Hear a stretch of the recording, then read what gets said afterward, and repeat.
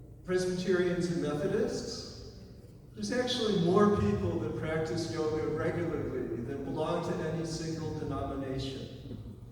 And where does change happen? It happens in the body.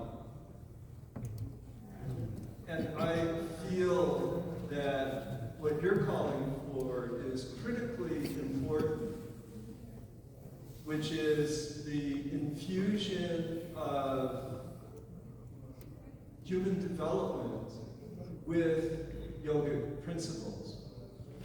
And what you also pointed to, and we talked slightly about the AI difficulties, is that information is not the job of an educator anymore.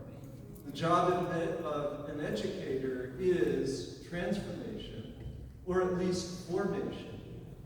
And that to the extent that we have a future, it will be in